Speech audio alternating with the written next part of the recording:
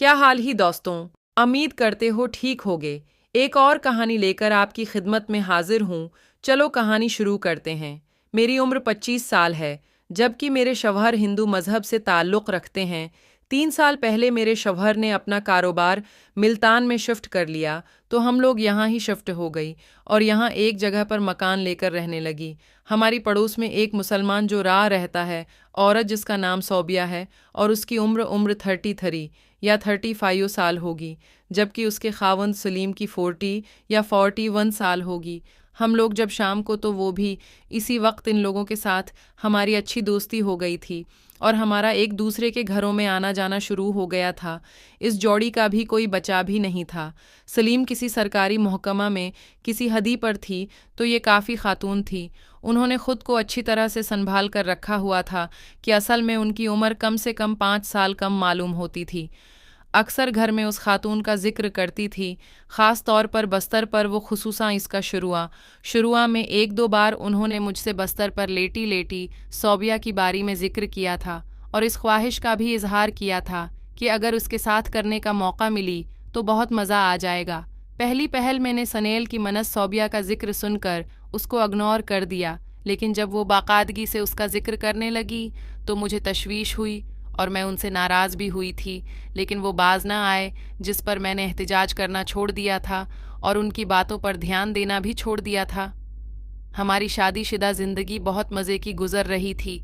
इसी दौरान हमारी पड़ोस वाले घर में आना जाना इस हद तक बढ़ गया था कि हम लोग अक्सर शाम का कहाना अपने कहाती थे, या वो लोग हमारी दावत करते थे, या हम लोग उनको अपने घर ये बुला लेते थे। दिन की औकात में भी सौबिया, ये मैं उनके पास होती थी या वो मेरे घर में पास होती थी। कई बार ऐसा हुआ था कि वेकिंद पर सलीम और सनैल डरनक भी कर लेते थे, जिसका मैंने या सोबिया ने भी बरा नहीं माना था। एक रोज़ सलीम और सोबिया ने हमें अपने घर पर दावत पर बुलाया और फिर आपस में सब बातें करने लगे। जब मैं उनके पास बैठी बातें कर रही थी, इस दौरान दोनों ने डारनक ले और मेरी जानिब बढ़ा दी। मैं थोड़ा सा हचकचा रही थी, लेकिन फिर उनके इसरार पर पकड़ ही ले। मैं चौंकी। पहले कई बार सनियल के साथ भी चुक्की, फिर उसने आसानी से उसे ही लिया और फिर सौबिया की तरफ मुतवज्जा हुई। एक लम्हे बाद है सलीम ने भी एक गिलास सौबिया की तरफ बढ़ा दिया।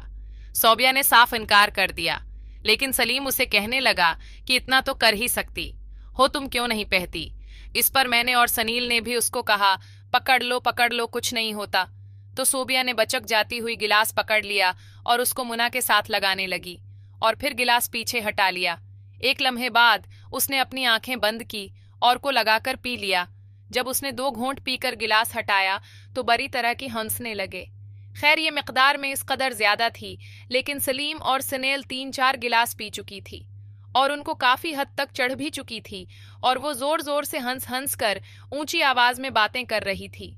इन दोनों ने एकदम किसी बात पर जोर से हंसने लगे तो हम दोनों ख्वातीन भी उनकी तरफ मुतवज्जा हुई और उनकी बातें सुनने लगे।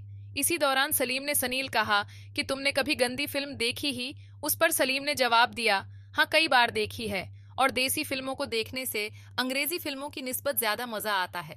सलीम, ये कहाँ से मिलते हैं यार? मैंने तो कई बार कोशिश की है कि कहीं से देसी फिल्में मिल जाएं, लेकिन नहीं मिलें। दोस्तों, पारट्टो देखने के लिए चैनल को सब्सक्राइब करें। मिलती हैं अगली वीडियो में।